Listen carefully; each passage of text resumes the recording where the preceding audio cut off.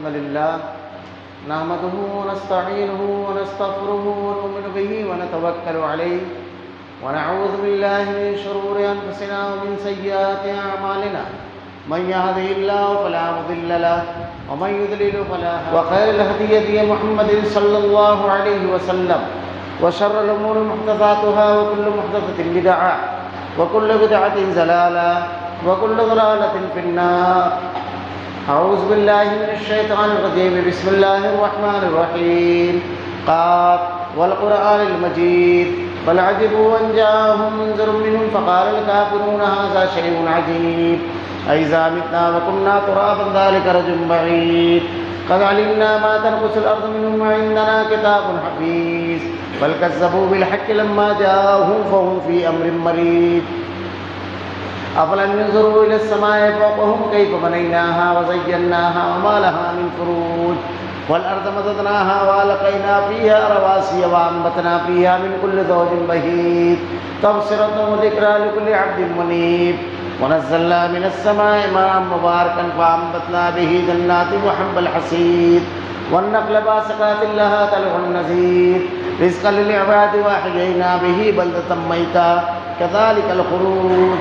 كذبت قبلهم قوم نوح وأصحاب الرس وثمود وعاد وفرعون وإخوان لوط وأصحاب الأيكة وقوم تبع كل كذب الرسل فحق وعيد أفعينا بالخلق الأول بل هم في لبس من خلق جديد. قال الله تعالى في القرآن المجيد والفرقان الحميد. أعوذ بالله السميع العليم من الشيطان الرجيم. بسم الله الرحمن الرحيم. والفجر وليال عشر والشفع والوتر واللیل اذا یسر. تمام تعریفیں اللہ رب العالمین کے لیے جو تمام جہانوں کا یک و تنہا خالق و مالک ہے، اور بے شمار درود و سلام اللہ کے آخری نبی حضرت محمد صلی اللہ علیہ وسلم. معزز حاضرین، خطبہ مسنونہ کے بعد قرآن مجید کی جن آیتوں کی میں نے تلاوت کی ہے، علامہ ابن کثیر رحمہ اللہ ارشاد فرماتے ہیں کہ حضرت عبداللہ ابن عباس اور دیگر صحابہ کرام کا قول ہے کہ اس میں جو مراد ہے تو ایام ذی الحجہ کے جو ابتدائی ایام ہیں وہ مراد ہیں، اس سے 9 تاریخ تک کے، اور اس کے بعد 10ویں ذی الحجہ. ایام ذی الحجہ کے جن دنوں سے ابھی ہم گزر رہے ہیں، اس میں ایک سنت حضرت ابراہیم علیہ السلام کی قربانی، اس کو ہر صاحب استطاعت مسلمان ادا کرتا ہے.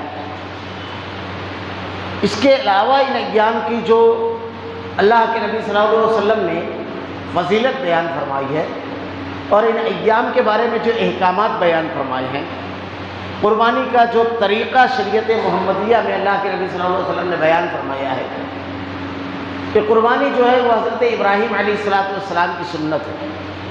اور حضرت ابراہیم علیہ السلام جو ہیں یہ اللہ کے انتہائی برگزیدہ بندے، اللہ کے خلیل، اللہ رب العالمین نے تنہا ابراہیم علیہ السلام کو امت قرار دیا. ان ابراہیم کان امہ.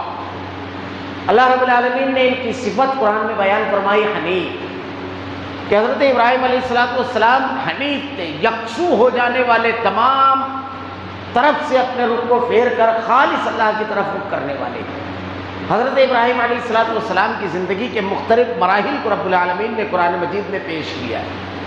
حضرت ابراہیم علیہ السلام کی پیدائش ایک ایسے گھرانے میں ہوئی جہاں پر شرک اور بت پرستی تھی، لیکن حضرت ابراہیم علیہ السلام کی جو زندگی کے اسباق ہے، اس میں سے پہلا سبق یہی ہے کہ آپ نے عقیدے کو اپنے باپ دادا اور گھر سے نہیں لیا، بلکہ آپ نے تحقیق کی. اور اللہ رب العالمین نے قرآن مجید میں 7ویں پارے میں اس کو بیان فرمایا کہ حضرت ابراہیم علیہ السلام فلما جن علیہ اللیل رأى کوكبا فلما رأى القمر بازغا فلما رأى الشمس بازغة قال هذا ربي هذا اکبر. آپ نے ستاروں کو دیکھا، چاند کو دیکھا، سورج کو دیکھا، اور جب ان کو دیکھا کہ یہ ڈوبتے اور نکلتے ہیں، کسی کے احکامات کے پابند جو ہیں، یہ خالق نہیں ہو سکتے، یہ مخلوق ہیں. تب آپ نے ارشاد فرمایا انی وجہت وجہی للذی فطر السماوات والارض حنیفا، سب طرف سے رخ پھیر کر، ساری مخلوقات سے رخ پھیر کر ایک اکیلے اللہ رب العالمین کی طرف اپنے رخ کو کر دیا۔ حضرت ابراہیم علیہ السلام کی زندگی کے بے شمار اسباق میں سے پہلا سبق جو ہے وہ یہ کہ آدمی کو عقیدہ، دین، اس کے لیے تحقیق کرنا چاہیے۔ یہ باپ دادا سے نہیں، رسم و رواج اور سماج اور معاشرے سے نہیں لینا ہے۔ اس کے لیے اللہ رب العالمین نے انبیاء کرام کو مبعوث فرمایا، وحی نازل فرمائی، اور اللہ نے آسمان سے ہدایت نازل کی۔ اس لیے آسمانی ہدایت پر عمل کرنا۔ جو باپ دادا کے دین، رسم و رواج کو ماننے والا ہے، اسوہ ابراہیمی حضرت ابراہیم علیہ السلام کا طریقہ وہ نہیں ہے۔ اگر آپ باپ دادا سے دین لیتے تو آپ بت شکل نہیں بلکہ بت فروش ہوتے۔ تو پہلا سبق حضرت ابراہیم علیہ السلام کی زندگی کا جو ہے یہ، اور اس کے بعد جب آپ نے تحقیق کر کے عقیدے کو قبول کیا تو اس عقیدے کی دعوت کا آغاز اپنے گھر سے کیا۔ وَإِذْ قَالَ إِبْرَاهِيمُ لِأَبِيهِ آزَرَ تَتَّخِذُ أَصْنَامًا آلِهَةً إِنِّي أَرَاكَ وَقَوْمَكَ فِي ضَلَالٍ مُبِينٍ۔ آپ نے اپنے باپ آزر سے کہا وَإِذْ قَالَ إِبْرَاهِيمُ لِأَبِيهِ آزَرَ تَتَّخِذُ أَصْنَامًا آلِهَةً إِنِّي أَرَاكَ وَقَوْمَكَ فِي ضَلَالٍ مُبِينٍ وَكَذَلِكَ نُرِي إِبْرَاهِيمَ مَلَكُوتَ السَّمَاوَاتِ وَالْأَرْضِ۔ اللہ نے ارشاد فرمایا کہ حضرت ابراہیم علیہ السلام اپنے باپ آزر سے کہتے ہیں کہ میں تجھے اور تیری قوم کو صریح گمراہی میں دیکھتا ہوں، صریح ضلالت میں دیکھتا ہوں۔ انی بری مما تشرکون، میں تمہارے شرک سے بری ہوں۔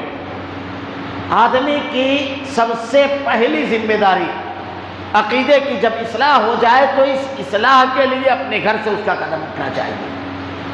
اس کے والدین، اس کے ماں باپ، اس کے بھائی بہن، اس کی اولاد، یہ اس کی ذمہ داری۔ اللہ نے قرآن میں ارشاد فرمایا یا ایھا الذین آمنوا قوا انفسکم واہلیکم نارا، اے ایمان والو اپنے اہل و عیال کو جہنم کی آگ سے بچاؤ۔ اللہ کے نبی صلی اللہ علیہ وسلم کو جب پہلی مرتبہ حکم دیا گیا وانذر عشیرتک الاقربین، اپنے رشتہ داروں کو جہنم کی آگ سے ڈرائیے، تو آپ نے اپنے تمام اہل خانہ کو جمع کیا، دعوت کی۔ اور پھر وہ مشہور واقعہ ہے کہ آپ نے پہاڑی کے اوپر کھڑے ہو کر کے کہا کہ میں یہ کہوں کہ اس پہاڑی کے پیچھے ایک لشکر ہے جو تم پر قریب حملہ آور ہونے والا ہے، کیا تم میری بات کو مان لو گے؟ سارے لوگوں نے ایک زبان ہو کر کے کہا ہاں، اس لیے کہ ہم نے آج تک آپ کی زبان پر جھوٹ کا تجربہ نہیں کیا۔ تب آپ نے ارشاد فرمایا قولوا لا الہ الا اللہ، کہو لوگو ایک اللہ، اللہ ایک، تاکہ تم فلاح پاؤ، کامیاب ہو جاؤ۔ کامیابی عقیدے کی درستگی کے ساتھ لگی ہوئی ہے، لازمہ ملزوم ہے۔ اگر عقیدہ درست نہیں تو کامیابی ناکام ہو جائے گا، آدمی کامیابی مل ہی نہیں سکتی عقیدے کی خرابی کے ساتھ۔ حضرت ابراہیم علیہ السلام کی توحید انتہائی نکھری ہوئی تھی۔ آپ واقعات پڑھیے حضرت ابراہیم علیہ السلام کی کہ اللہ رب العالمین کی دین کی دعوت جب وقت کے بادشاہ نمرود کے سامنے پیش کی، اور نمرود نے جب آپ کے بارے میں یہ فیصلہ کیا اور پوری قوم کے لوگوں نے کیا آپ کو آگ میں ڈالا جائے، اس وقت فرشتے نے آ کر کے کہا آپ کو بچانے کے لیے آپ نے جو جملہ ارشاد فرمایا تھا حسبنا اللہ ونعم الوکیل، میرے لیے میرا اللہ کافی ہے۔ حضرت ابراہیم علیہ السلام کی اس جملے میں جو اسباق موجود ہیں کہ سامنے وقت کا بادشاہ، تمام کے تمام خاندان، پوری قوم، لیکن اللہ پر توکل کیا۔ وہ جانتے تھے کہ ساری قوت و طاقت کا مالک تنہا اللہ رب العالمین ہے، اکیلی ذات اللہ کی ہے جو ہر قوت اور ہر طاقت پر غالب ہے۔ آدمی کو مشکل ترین حالات میں جب سب چیزیں مخالف ہو جائے تو اللہ پر توکل کرنا چاہیے۔ حسبنا اللہ ونعم الوکیل، ہمارے لیے ہمارا اللہ کافی ہے، جو حالات کو بدل سکتا ہے۔ اور واقعہ میں ہے قلنا یا نار کونی بردم وسلام علی ابراہیم، کہ اللہ نے ابراہیم کے لیے سلامتی والی بنا دیا آپ کو۔ ایک معمولی سے معاملے، ایک معمولی سے نقصان، ایک معمولی سے خوف سے اگر آدمی عقیدے کی قربانی دے دے، عقیدہ قربان کر دے، اسوہ ابراہیمی کو ماننے والا نہیں ہے۔ یہ کوئی رسم نہیں ہے قربانی۔ حضرت ابراہیم علیہ السلام نے یہ جو عمل کیا تھا، اسوہ ابراہیمی کو اپنانا، اللہ کے نبی کہتے ہیں ہمارے باپ ابراہیم کی سنت قربانی جو ہے۔ حضرت ابراہیم علیہ السلام کا اللہ کے اوپر کیسا توکل تھا، اللہ کے رب العالمین کی کیسی فرما برداری تھی حضرت ابراہیم علیہ السلام کی زندگی میں، کہ اللہ رب العالمین بڑھاپا آ گیا، اولاد نہیں دی، لیکن کبھی آپ نے عقیدے کی سوداگری نہیں، اللہ ہی سے مانگا، بڑھاپے میں اللہ رب العالمین نے اولاد دی۔ قالت یا ویلتا علیت وانا عجوز ھذا والی شیخہ ان ھذا لشیء عجیب، قرآن نے ارشاد فرمایا۔ اللہ بیان فرماتا ہے کہ حضرت ابراہیم علیہ السلام جو انتہائی مہمان نواز تھے، آپ نے کچھ لوگوں کو دیکھا تو فوراً ایک بچڑا ذبح کیا اور اس کا گوشت بھون کر کے ان کے سامنے پیش کیا، وہ ہاتھ نہیں لگاتے۔ حضرت ابراہیم علیہ السلام نے ارشاد فرمایا تو کہا وہ نہیں ہے جو آپ سمجھ رہے ہو، انسان نہیں فرشتے ہیں۔ اور ہم حضرت لوط علیہ السلام کی قوم کی طرف جا رہے ہیں جس کی سرکشی اور نافرمانی اتنی بڑھ چکی ہے کہ اللہ کا فیصلہ آ چکا ہے۔ حضرت ابراہیم علیہ السلام کو اس وقت اسحاق اور یعقوب کی خوشخبری دی، فبشرناہ باسحاق و یعقوب۔ بعض لوگ منکرین حدیث کا ایک طبقہ اور بعض یہودیوں سے مغلوب لوگ یہ کہتے ہیں کہ حضرت ابراہیم علیہ السلام نے قربانی اسحاق کی دی۔ اس کے جواب میں سلف نے یہ آیت پیش کی ہے کہ حضرت اسحاق کی جب بشارت دی گئی تو پوتے کی ساتھ میں بشارت دی گئی، فبشرناہ باسحاق و یعقوب۔ اب جب آپ کا پوتا ہونے والا تھا تو پھر یقینی بات تھی کہ حضرت اسحاق نہیں مرتے، تو قربانی بے معنی تھی۔ یہ حکم حضرت اسماعیل علیہ السلام سے بھی ہے۔ بڑھاپے میں آپ کا اولاد ہوئی، اولاد نرینہ کی خواہش کسے نہیں ہوتی ہے۔ جب اولاد ہوئی تو آپ کو اللہ نے حکم دیا کہ اپنی بیوی ہاجرہ اور اپنے بیٹے اسماعیل کو ربنا انی اسکنت من ذریتی بوادی غیر ذی زرع عند بیتک المحرم، وادی غیر ذی زرع، جہاں نہ آدم ذات، نہ چرند و پرند نہ درخت، وہاں چھوڑ کر آ جاؤ۔ کیسی تربیت کی حضرت ابراہیم علیہ السلام کی، کیسی صحبت کی حضرت ابراہیم علیہ السلام کی، اپنے گھر والوں کی کیسی ذہن سازی آپ نے کی تھی۔ اللہ پر توکل اور یقین کس پائے کا ان کے دلوں میں راسخ تھا کہ حضرت ہاجرہ کو جب بیاب ہو گیا، میدان میں چھوڑ کر لوٹنے لگے تو اماں ہاجرہ سوال کرتی ہے کہ تن تنہا بالکل اس بیاب ہو گیا میدان میں کس لیے چھوڑ کر جا رہے ہو، کس کے حکم پر؟ کہا اللہ کے حکم، اور اسی کو میں توقل کرتا ہوں، وہی ذات ہے حفاظت کرنے والی، میں تم کو غیر محفوظ نہیں، ساری کائنات کو چلانے والی، ساری کائنات کی ہر بندے کی، ہر مخلوق کی حفاظت کرنے والی ذات رب العالمین کے حوالے کرتا ہوں۔ یہ جملہ حضرت ابراہیم علیہ السلام کی زبان سے نکلا، حضرت ہاجرہ نے کوئی جملہ نہیں کہا، نہ کوئی غلہ، نہ کوئی شکوہ، کچھ نہیں۔ اللہ پر ایسا توکل، حالات کتنے بھی نامساعد ہوں، وسائل موجود نہ ہو، لیکن آدمی اللہ کے اوپر توکل کرے۔ اللہ کے نبی صلی اللہ علیہ وسلم کی بڑی مشہور حدیث ہے کہ اگر اللہ آپ کے اوپر ویسا توکل کرو گے جیسا توکل کرنے کا حق ہے تو اللہ رب العالمین تم کو ایسی جگہ سے روزی دے گا کہ تم اس کا گمان بھی نہیں کر سکتے۔ جیسے پرندے اپنے گھونسلوں سے جب نکلتے ہیں صبح تو ان کے سامنے کوئی ٹارگیٹ نہیں ہوتا ہے، نہ کوئی ملازمت، نہ کوئی کاروبار، نہ کوئی دسترخوان سجا ہوتا ہے، لیکن رات کو جب وہ اپنے گھونسلے میں لوٹتے ہیں تو وہ رزاق ساروں کو سیراب کر کے بھیجتا ہے۔ آپ بھی کوشش کریں گے، اللہ رب العالمین عطا کرے گا۔ اللہ پر توکل، اور اس توکل کا نتیجہ دیکھیے اللہ رب العالمین کی مدد کہ حضرت ابراہیم علیہ السلام جب ان کو چھوڑ کر کے گئے، حضرت ہاجرہ جب لے کر کے تھی، پانی جب ختم ہوا تو آپ نے پانی کی تلاش میں صفا اور مروہ پر دوڑ لگائی۔ اللہ رب العالمین نے جو وسائل مہیا کیے تھے کہ دوڑ کر دیکھیں، کوشش کریں کہ کہیں سے کوئی قافلہ نظر آئے تاکہ اس سے پانی لیا جائے، بچہ پیاسا ہے، خود پیاسی ہے، وسائل پر جو ہے وسائل اس طریقے سے کوشش کی جائے۔ اور اس کے بعد حضرت ہاجرہ جب بے قراری سے دوڑتی ہے تو اللہ رب العالمین کو اپنی بندی کی یاد اتنی پسند آئی کہ قیامت کی صبح تک تمام حجاج کو حکم دیا جب میرے گھر آنا، آدمی کی خواہش ہوتی ہے انتہائی شدید کہ رب العالمین بیت اللہ کی زیارت کا شرف نصیب کرے، حج بیت اللہ نصیب فرمائے، ہر مومن کی خواہش ہوتی ہے۔ ایسے ہی بے قرار ہو کر کے دوڑنا، بالکل تن تنہا چھوڑا تھا حضرت ابراہیم علیہ السلام نے۔ آج دنیا کے ہر مومن کو جو اس کے لیے جاتا ہے حج بیت اللہ کے لیے، اللہ نے حکم دیا اس طرح دوڑنا ہے۔ اب اس کے بعد اللہ نے ایسا پانی کا چشمہ جاری کیا زمزم، جس کی خوبیاں اللہ کے نبی نے ارشاد فرمایا جس مقصد سے آپ اس کو استعمال کریں وہ مقصد پورا ہوگا۔ بیماری کے لیے استعمال کریں، اللہ شفا دے گا۔ دعا سکھائی اللہم انی اسألک علما نافعا ورزقا واسعا وعملا متقبلا وشفاء من کل داء۔ بھوک کے لیے اگر استعمال کریں تو بھوک کو مٹا دے گا۔ حضرت ابو ذر غفاری رضی اللہ تعالیٰ عنہ 22 روز تک کے تھے، ایک وقت 2 وقت کسی طرح کوئی میزبانی کرتا تو کھانا میسر ہوتا، ورنہ اسی زمزم پر حضرت ابو ذر غفاری رضی اللہ تعالیٰ عنہ تھے۔ یہ جس مقصد سے آدمی پیتا ہے، اور بے شمار حجاج کرام نے اس کا تجربہ بھی کیا کہ بڑی شدید تکلیف پر اللہ کے نبی کی اس حدیث کو یاد کیا اور دعا کر کے پیا، اور اس کے بعد سے وہ تکلیف ہمیشہ ہمیشہ کے لیے ختم ہو گئی۔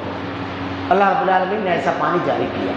حضرت ابراہیم علیہ السلام کے بیٹے حضرت اسماعیل جب بڑے ہو گئے تو اللہ نے حکم دیا اب اسے ذبح کر دو۔ قرآن نے، اللہ تعالیٰ نے قرآن میں اس واقعے کو بیان فرمایا، اس کی تفصیل کہ حضرت ابراہیم علیہ السلام نے خواب دیکھا اور اپنے بیٹے سے کہتے ہیں بیٹا میں نے خواب دیکھا ہے کہ میں تجھ کے ذبح کروں۔ انبیاء کا خواب سچا ہوتا ہے۔ اور اس کے بعد اسماعیل علیہ السلام نے ارشاد فرمایا آپ کو جو کچھ حکم ہوا ہے کر گزریے۔ قرآن نے نقشہ کھینچا ہے، زمین تھرا گئی ہوگی اور آسمان کانپ گیا ہوگا اس منظر کو دیکھ کر کہ جب ایک باپ، بوڑھا باپ اپنے بیٹے کو زمین پر لٹا رہا ہے۔ فلما اسلم وتلہ للجبین ونادیناہ ان یا ابراہیم قد صدقت الرؤیا انا کذلک نجزی المحسنین، کہ جب اپنے بیٹے کو پیشانی کے بل گرا دیا، اللہ نے ارشاد فرمایا وفدیناہ بذبح عظیم، بہت بڑا ذبیحہ تھا وہ۔ اللہ رب العالمین نے آسمان سے دمبا بھیجا اور قیامت کی صبح تک کے اہل ایمان کے لیے اس قربانی کو مشروع کیا۔ اللہ نے ارشاد فرمایا وَلِكُلِّ أُمَّةٍ جَعَلْنَا مَنسَكًا لِيَذْكُرُوا اسْمَ اللَّهِ عَلَيْهِ، کہ اللہ نے ہر امت کے لیے قربانی کا ایک طریقہ جاری کیا۔ یہ قربانی حضرت ابراہیم علیہ السلام کے اسوے کو، نمونے کو یاد کرنے والی، ان کی زندگی کے جو اسباق ہے اس کے مطابق اپنے آپ کو ڈھال لینے والی ہے، کیونکہ قربانی جو ہے لَن يَنَالَ اللَّهَ لُحُومُهَا وَلَا دِمَاؤُهَا وَلَٰكِن يَنَالُهُ التَّقْوَىٰ مِنكُمْ۔ اللہ کے نزدیک نہ تمہارا گوشت پہنچتا ہے نہ تمہارا خون، بلکہ تمہارا وہ جذبہ، وہ کیفیت تقویٰ پہنچتا ہے جس جذبے کے تحت تم قربانی کرتے ہو۔ قربان کر دینا ہے اپنی نفس کی انا، اپنی نفس کو، انا کو، خواہشات کو، ساری قوتوں کو توحید پر قربان کر دینا ہے، ساری امیدوں کو صرف اللہ سے وابستہ کرنا ہے، اللہ کے حکم پر ہر قسم کے خدشات کو فراموش کر دینا ہے، ساری محبتوں کو قربان کر دینا ہے اللہ کی محبت پر، اللہ رب العالمین کے حکم پر۔ حضرت ابراہیم علیہ السلام کی زندگی میں بے شمار اسباق ہیں۔ حضرت ابراہیم علیہ السلام کو اللہ تعالیٰ نے کہا اول المسلمین، پہلا مسلمان، قل ان صلاتي ونسكي ومحياي ومماتي لله رب العالمین لا شریک لہ وبذلک امرت وانا اول المسلمین۔ یہ قربانی کے جو ایام ہیں، اس سے پہلے کے جو ایام ہیں، ایام ذی الحجہ 9 تاریخ تک کا دن، اللہ کے نبی صلی اللہ علیہ وسلم نے اس کے بارے میں ارشاد فرمایا سب سے افضل دن ہے یہ دنوں میں، اللہ رب العالمین کو انتہائی محبوب ہے ان دنوں میں اللہ کی تسبیح، حمد و بڑائی اور کبریائی بیان کرنا، عبادت کرنا۔ ایک روایت ہے کہ اللہ کے نبی نے ارشاد فرمایا کہ سب سے افضل عمل اس مہینے، اس دنوں میں عبادت کرنا ہے، سارے عمل سے۔ صحابہ نے پوچھا اللہ کے نبی کیا جہاد سے؟ کہا ہاں، مگر ایسا مجاہد جو اللہ کے راستے میں نکلے، جس کی جان، مال اور ساری چیزیں اللہ کے راستے میں قربان ہو جائے، وہ اس سے افضل ہے، انتہائی افضل ہے۔ صحابہ کرام کا معمول تھا ان دنوں میں 1 تاریخ سے لے کر کے ایام تشریق کے دنوں تک کے اللہ کی تکبیرات اور بڑائی بیان کرتے۔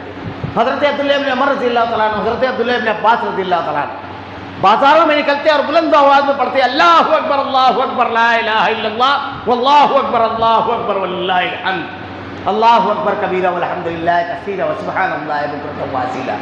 آپ کی آواز سن کر کے لوگ بلند آواز میں تکبیرات پڑھتے رہتے، چلتے پھرتے تکبیرات پڑھنا، خوب ذکر کرنا، خوب عبادت کرنا، خوب صدقہ و خیرات کرنا، انتہائی افضلیت کے دن ہے یہ پورے 9 تاریخ تک کے۔ صحابہ اکرام اور صحابیات کا معمول تھا کہ یہ پورے 9 روز روزہ رکھتے تھے، اور اس میں یوم عرفہ کا جو دن ہے 9 تاریخ کا جو دن ہے، جس روز حاجی میدان عرفات میں وقوف کرتا ہے، اس روز اللہ رب العالمین اتنی بڑی تعداد میں بندوں کو بخش دیتا ہے، کیونکہ ایک دوسری روایت کے جو الفاظ ہیں کہ اللہ کے نبی نے ارشاد فرمایا کہ یوم عرفہ کو جو حجاج کرام ہیں اگر ان کے معاملات درست ہوتے ہیں اور اللہ کے جناب میں جب وہ توبہ اور استغفار کرتے ہیں تو حاجی جب حج کر کے لوٹتا ہے تو اس طرح جیسے ماں کے پیٹ سے بچہ پیدا ہوتا ہے، بالکل گناہوں سے صاف، اگر معاملات اس کے درست رہے تو اللہ معاف فرماتا ہے بڑی تعداد میں۔ اور اس ایک دن کے روزے کی فضیلت جو اللہ کے نبی نے بیان فرمائی ہے کہ امید ہے کہ اللہ رب العالمین 2 سال کے گناہوں کو بخش دے ہوئے، معاف کرے۔ یوم عرفہ یعنی 9 تاریخ کا روزہ۔ اب اس پر بہت ساری بحثیں آج کے دور میں لوگ نے شروع کر دی ہے کہ وہاں جس روز 9 تاریخ ہوتی ہے ہمارے یہاں 8 تاریخ ہوتی ہے۔ اللہ کے نبی صلی اللہ علیہ وسلم نے یوم عرفہ جس روز یوم عرفہ ہوتا ہے اور یوم عرفہ 9 ذی الحجہ کو ہے۔ اب اگر یہ کچھ لوگ جو کہتے ہیں کہ اس روز رکھنا چاہیے جب حاجی یا میدان عرفات میں ہو تو بہت سارے سوالات کھڑے ہوتے ہیں۔ جتنے پیریڈ میں میدان عرفات میں حاجی ہوتا ہے دنیا کے ایک حصے میں رات ہوتی ہے، تو کیا ان لوگوں کے وہ روزہ نہیں ہے؟ یوم عرفہ کا روزہ اس سے مراد 9 ذی الحجہ ہے، اس لیے 9 ذی الحجہ کو روزہ رکھنا چاہیے۔ 2 سال کے گناہ اللہ رب العالمین بخش دیتا ہے۔ اگر اللہ رب العالمین نے استطاعت دیا قربانی کی تو آدمی کو قربانی کرنا چاہیے۔ ایک آدمی کے پاس اتنا مال ہے کہ اس کی ذاتی ضروریات کا خرچ کرنے کے بعد وہ قربانی کا جانور خرید سکتا ہے تو وہ قربانی کرے۔ ہمارے یہاں جو مشہور ہے کہ وہ صاحب نصاب پر ہے، صاحب نصاب کی شرط قربانی میں نہیں ہے، یعنی زکوٰۃ کے نصاب کی۔ بڑی مشہور روایت ہے کہ برا بن عازب رضی اللہ تعالیٰ عنہ کہتے ہیں کہ میرے ماموں انہوں نے عید کی نماز سے پہلے جانور قربان کر دیا اور تقسیم کر دیا، کیونکہ ان کے اطراف میں جو لوگ تھے وہ غریب تھے، یہ چاہتے تھے کہ جلد ان کے گھروں میں پکے۔ اللہ کے نبی صلی اللہ علیہ وسلم کو عید کی نماز کے بعد کہا کہ اللہ کے رسول میں نے پہلے جانور قربان کر دیا۔ اللہ کے نبی نے ارشاد فرمایا تمہاری قربانی نہیں، وہ ذبیحہ ہے، وہ قربانی نہیں۔ اس سے یہ بھی مسئلہ نکلا کہ عید کی نماز سے پہلے قربانی جو ہے اگر کوئی شخص کو کرتا ہے تو اس کی قربانی نہیں ہے، وہ ذبیحہ ہے۔ آپ نے ارشاد فرمایا تم دوسرا جانور قربان کرو۔ صحابی کہتے ہیں اللہ کے نبی میرے پاس کچھ نہیں ہے سوائے ایک چھوٹے سے بچے کے۔ اللہ کے نبی نے کہا کہ اسی کو قربان کرو، لیکن یہ صرف تمہارے لیے ہے، بچہ صرف تمہارے لیے ہے بس۔ اس سے سلف نے یہ مسئلہ نکالا کہ اگر ان کے پاس اور بھی تھا جانور ہوتے یا اور تو ہوتا، صاحب استطاعت ہوتے تو دوسرا جانور لے لیتے، کیونکہ اس کے بعد 4 دن باقی ہوتے ہیں پورے، اس دن کو ملا کر کے بڑی آسانی سے کر سکتے تھے۔ صحابہ کرام جانور کو پالتے پوستے، صحت مند جانور کی قربانی کرتا۔ جو شخص قربانی کا ارادہ رکھتا ہو اسے چاہیے کہ 1 تاریخ سے وہ اپنے ناخن، بال اور یہ تمام چیزیں نہ کاٹے، قربانی کے بعد کاٹے۔ قربانی کا جانور جو ہے اللہ کے نبی صلی اللہ علیہ وسلم نے بیان فرمایا ہے جس کے پاس طاقت ہو اس کی قربانی کرنا چاہیے۔ اگر ایک آدمی کے پاس طاقت نہیں ہے، وقتی طور پر ایسا ہے، اس کا کاروبار ہے اور معاشی اعتبار سے بھی فی الحال وہ پریشان ہے، لیکن مال آتا جاتا رہتا ہے، تو قرض لے کر قربانی کر سکتا ہے یا نہیں؟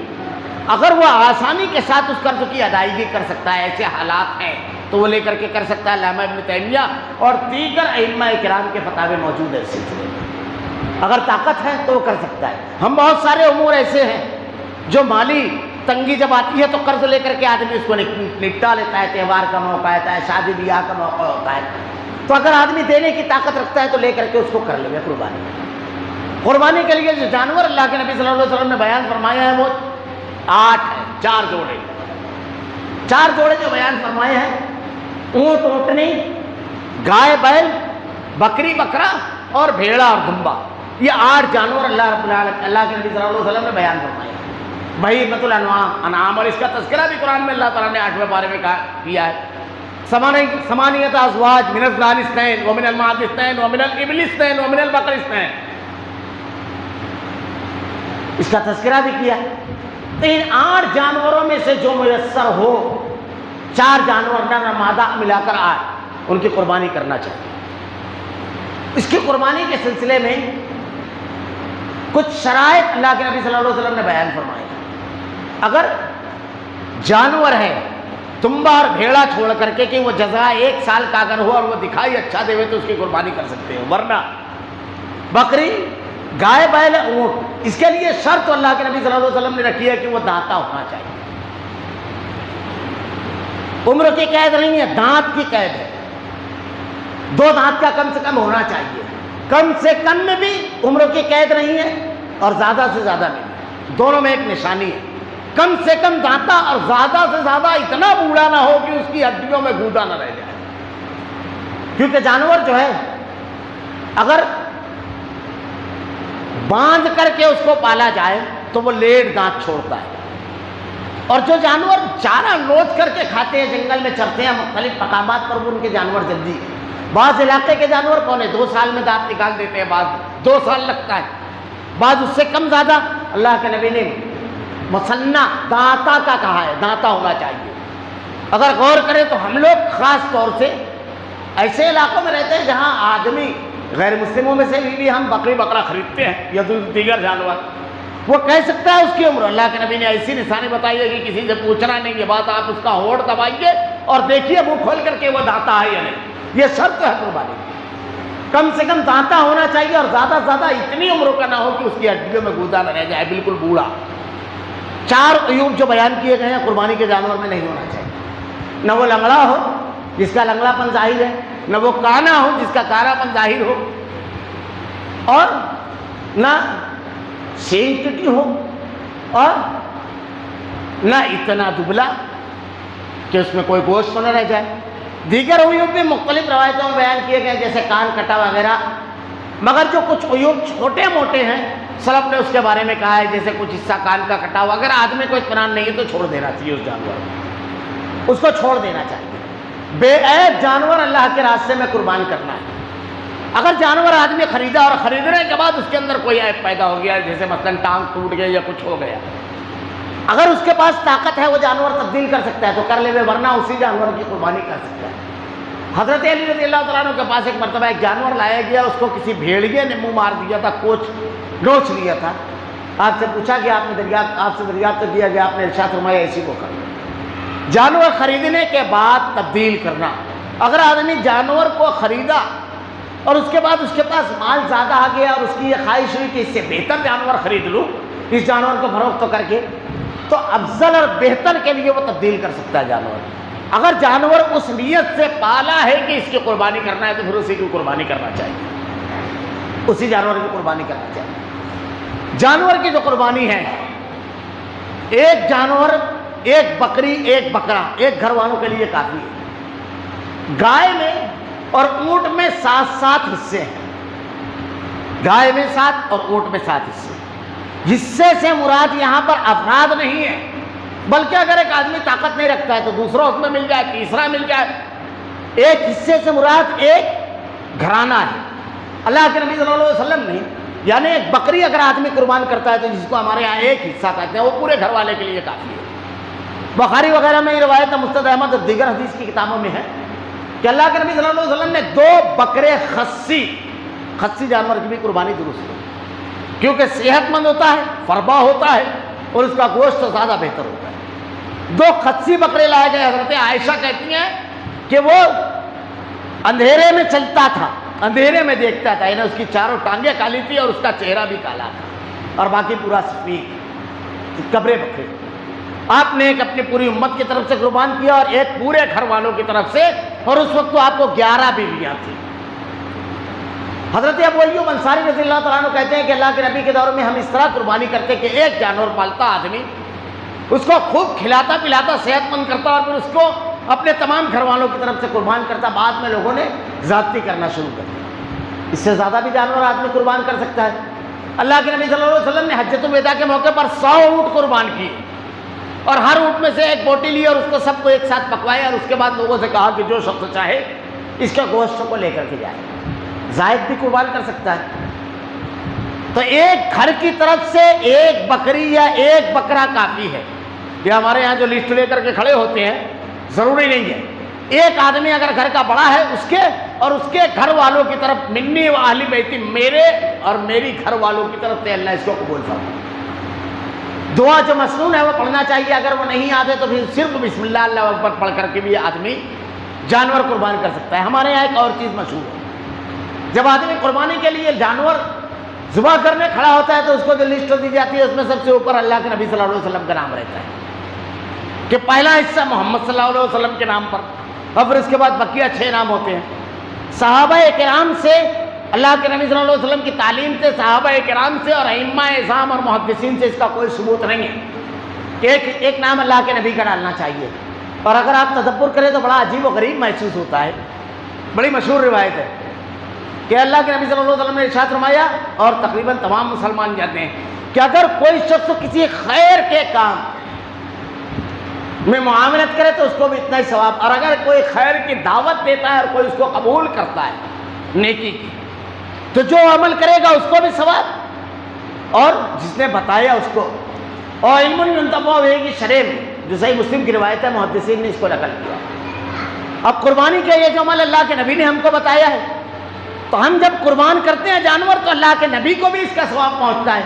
تو اللہ تو پورے جانور کا ثواب دے رہا ہے، ہمارے یہاں اس کو کٹ کر کے ایک حصے کا ثواب دیتے ہیں، ایک نام ڈالتے ہیں اللہ کے نبی کا. نہ جانے یہ کہاں سے آیا اللہ کے نبی صلی اللہ علیہ وسلم کا نام ڈالنا. بلکہ بعض گھرانوں میں تو یہ صورتحال ہوتی ہے کہ اگر ایک گھر میں 7 افراد ہیں تو ایک بڑا جانور لے کر کے 7 نام ڈالا جائے گا، اور ایک شخص کے لیے الگ سے پھر ایک بکری لے جائے گی. امام شوکانی رحمہ اللہ کہتے ہیں اگر ایک ہانڈی میں کھانے والے افراد کی تعداد کتنی ہی وہ چاہے 100 کیوں نہ ہو، وہ ایک چھت کے نیچے رہتے ہیں، ایک کاروبار ہے، ان کی طرف سے ایک بکری یا ایک بکرا کافی ہے. بڑا جانور بھی کرے تو بسم اللہ اللہ اکبر پڑھ کر کے آدمی کاٹ دے. مردے کی طرف سے قربانی، مرنے والے کی طرف سے قربانی. اس سلسلے میں علماء کرام میں اختلاف ہے. بعض لوگ اس کے قائلین ہیں اور روایت پیش کرتے ہیں حضرت علی رضی اللہ تعالیٰ عنہ کو اللہ کے نبی نے وصیت کی کہ تم میری طرف سے قربانی کرنا. ابو داؤد کی روایت ہے. اس روایت پر کلام ہے. دوسری بات یہ اللہ کے نبی کی وصیت تھی. تیسری بات حضرت علی رضی اللہ تعالیٰ عنہ کے علاوہ کسی نے یہ قربانی نہیں کی. آپ کے بیٹے حضرت حسن حسین رضی اللہ تعالیٰ عنہ، محمد بن حنفیہ، یا آپ کے بھائی حضرت عبداللہ ابن عباس رضی اللہ تعالیٰ عنہ، یا آپ کے چچا حضرت عباس، یا ابو بکر عمر عثمان عشرہ مبشرہ، کسی صحابی نے نہیں کی اللہ کے نبی کی طرف سے قربانی. یہ روایت پیش کی جاتی ہے. مردے کی طرف سے قربانی کا کوئی ثبوت نہیں. اللہ کے نبی صلی اللہ علیہ وسلم کی زندگی میں آپ کے بیٹوں کی وفات ہوئی. آپ کی بیٹیاں رقیہ، زینب، رقیہ، کلثوم، زینب، ان کی وفات ہوئی. آپ کی سب سے چہیتی بیوی حضرت خدیجہ الکبریٰ، حضرت عائشہ کہتی ہے کہ جب اللہ کے نبی جانور ذبح کرتے تو حضرت خدیجہ الکبریٰ کے گھر کا حصہ پہلے نکلواتے کہ حضرت خدیجہ کی سہیلیوں کا نکالو. اتنا آپ کو ایک خیال رکھتے تھے، لیکن آپ نے کبھی ان کی طرف سے قربانی نہیں کی، مردے کی طرف سے قربانی. بعض لوگ اس کے قائلین ہیں، لیکن بہتر کیا ہے کہ نہ کیا جائے. ہمارے یہاں دکتور فضل الرحمان مدنی حافظ اللہ رحمہ اللہ اس سلسلے میں ارشاد فرمایا کرتے تھے کہ چونکہ یوم النہر کو اللہ کو سب سے زیادہ محبوب عمل جانور قربان کرنا ہے، اگر کوئی چاہے تو اپنے مرحوم کی طرف سے صدقہ کے طور پر جانور قربان کر سکتا ہے، لیکن قربان کرنے کے بعد اس جانور سے وہ خود نہ کھائے بلکہ غربا مساکین میں پورا تقسیم کر دے. قربانی نہیں، صدقے کے طور پر اس کو قربان کر سکتا ہے. تو اس کا ثبوت نہیں. قربانی کے جو جانور ہیں اس کے گوشت اور اس کی ہڈیوں کے بارے میں خود کھائے. وَأَطْعِمُوا الْقَانِعَ وَالْمُعْتَرَ وَأَطْعِمُوا الْبَائِسَ الْفَقِيرَ، خود کھائے، غربا اور مساکین کو، رشتہ دار اور دوستوں احباب کو دے. اور ذخیرہ بھی کر سکتا ہے آدمی. اللہ کے نبی نے کہا کہ پہلے میں نے منع کیا تھا لیکن اب تم ذخیرہ کر سکتے ہو، تو ذخیرہ بھی کر سکتا ہے. لیکن ایسا نہ ہو کہ آدمی پورا کے پورا جانور ہی بھی فریج میں ڈال دے گا. فریج میں غربا اور مساکین، رشتہ دار، محلے اور پڑوس کے لوگوں کو بھی تقسیم کرنا چاہیے. اس کا چمڑا فروخت کر کے آپ اس کی قیمت استعمال نہیں کر سکتے. یہ غربا اور مساکین میں اس کی ہڈی اور اس کا چمڑا اور اس کی رسی جو ہے یا تو آدمی خود استعمال کرے ورنہ اس کو غربا اور مساکین میں دے دیں گے. غیر مسلم کو قربانی کا گوشت دے سکتے ہیں نہیں. ظاہر سی بات ہے کہ جب غیر مسلم کو دینا ہے تو آدمی بکری یا بکرا جو اس کو چلتا ہے وہی دے گا. تو ایسا غیر مسلم جو مستحق ہے، جو اسلام کے سلسلے میں نرمی رکھتا ہے مسلمانوں کے سلسلے میں، ایسے غیر مسلم کو بھی قربانی کا گوشت دیا جا سکتا ہے، لیکن مسلمانوں کو محروم کر کے نہیں کہ آدمی اپنے پڑوسی مسلمانوں کو تو محروم کر دے بھائی اور تعلقات کو مینٹین کرے، اس کو نبھائے. اس کا بھی خاص طور سے خیال رکھے. قربانی بھینس جو ہمارے یہاں پر ابھی بہت زیادہ چل رہی ہے، اور اس سلسلے میں بھی علماء کرام میں اختلاف ہے بھینس کی قربانی کے سلسلے میں. کچھ علماء اس کے قائل ہیں کہ بھینس کی قربانی کی جا سکتی ہے، اور اس کی دلیل جو دیتے ہیں وہ یہ کہ اہل لغت نے اس کو گائے کی جنس میں سے شمار کیا ہے، اہل لغت۔ اور بھینس جو ہے وہ عرب کے علاقے کا، گرم علاقے کا جانور نہیں ہے، کالی چمڑی والا جانور ہے۔ یہ پانی کے علاقے میں رہنا پسند کرتے ہیں، پانی میں رہنا پسند کرتے ہیں جانور۔ صحابہ کرام نے جب ایران کے علاقے کو فتح کیا تو وہاں پر بھینس دیکھی تو حضرت عمر رضی اللہ تعالیٰ عنہ کو خط لکھا، ایک جانور ہے جس کا رنگ ہاتھی کی طرح ہے اور جس کی قد و قامت گائے کی طرح، دودھ دینے والا، اس کا کیا کریں؟ زکوٰۃ کے سلسلے میں تو کہا اس کو جیسے گائے کا نصاب ہے ویسے اس کا نصاب شمار کر لیا جائے زکوٰۃ کے لیے۔ اسی سے دلیل پکڑتے ہوئے لوگوں نے کہا کہ وہ گائے پہ شمار کیا اور پھر اس کے بعد اس کا نصاب ہوا ہے اور یہ اسی کی جنس سے ہے۔ پہلی چیز شمار تو کیا لیکن کسی صحابی سے بھینس کی قربانی کا کوئی ثبوت نہیں، اور جو لوگ یہ کہتے ہیں اس کی جنس سے ہے، جیسے بعض لوگ یہ بھی دلیل دیتے ہیں کہ اس کا گوشت جائز ہے، اس کا دودھ جائز ہے، تو پھر اس کی قربانی کیوں نہیں جائز ہے؟ بعض علماء بڑے یعنی یہ بھی پیش کرتے ہیں، بڑی عجیب بات ہے، جائز ہونے سے قربانی نہیں ہو سکتی۔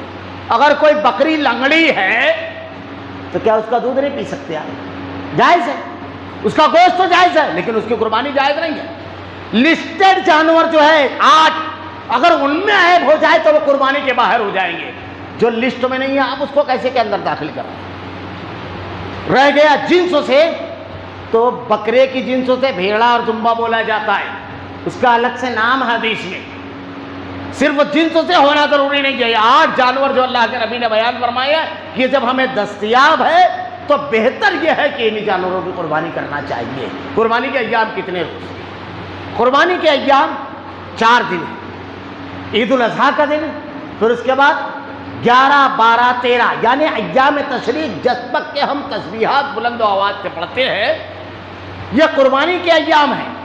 اور سال بھر میں 5 دن روزہ رکھنا منع ہے، عید الفطر کے روز اور عید الاضحیٰ کے روز اور اس کے بعد کے جو 3 دن ہیں یہ کھانے پینے کے دن ہیں۔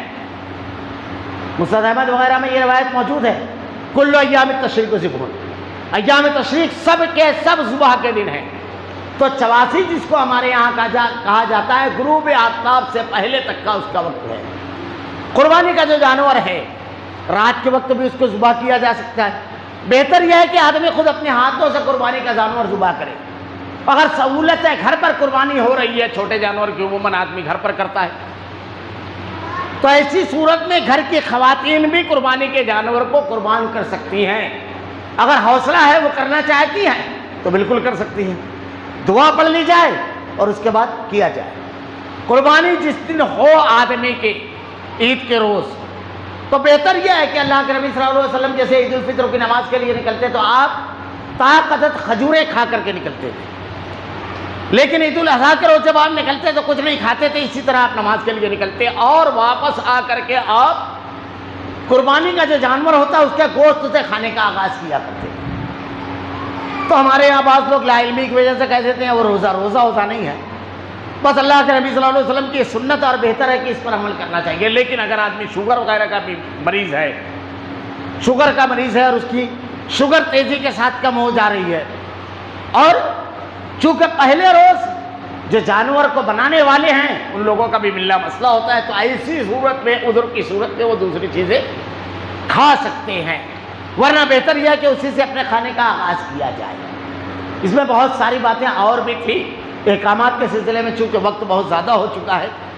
قربانی کا یہ جو عمل ہے اس کو کرتے وقت ہمارا جذبہ یہ ہونا چاہیے کہ اللہ کے راستے میں ہم جانور قربان کر رہے ہیں، اسوہ ابراہیمی ہمارے سامنے ہونا چاہیے، نمائش نہیں ہونا چاہیے، ریا اور دکھاوا نہیں ہونا چاہیے، کیونکہ اللہ نے ارشاد فرمایا لن ینال اللہ لحومها ولا دماؤها ولکن ینالہ التقوی منکم، اللہ کے نزدیک نہ تمہارا گوشت پہنچتا ہے نہ تمہارا خون، تمہارا وہ جذبہ اور وہ کیفیت پہنچتی ہے جس کیفیت سے تم جانور کو قربان کرتے ہو، وہ کیفیت پہنچتی ہے۔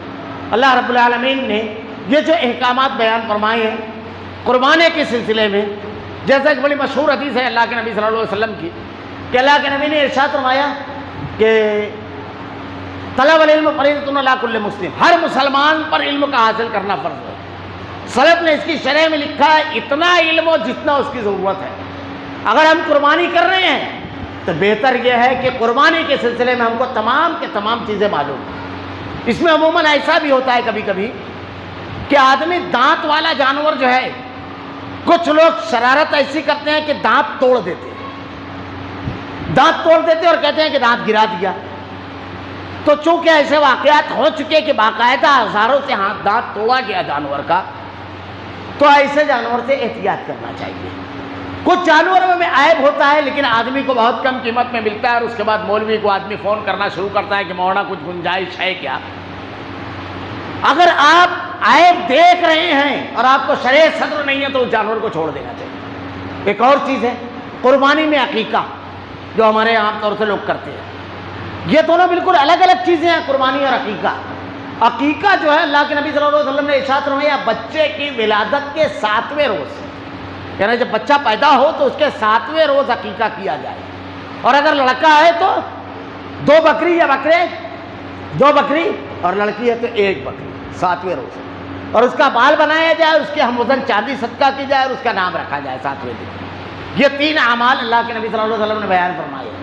اب اگر آپ کے یہاں 3 ذی الحجہ کو 4 ذی الحجہ کو اگر بچہ پیدا ہوتا ہے تو ٹھیک ہے، کوئی بات نہیں ہے، لیکن سارے بچے 3 ہی ذی الحجہ کو پیدا ہو رہے ہیں، ایسا نہیں۔ 7ویں روز کرنا، کسی وجہ سے اگر آدمی نہ کر سکا ہے، یہ جو ہمارے یہاں مشہور ہے کہ 14 یا 21، یہ درست نہیں ہے۔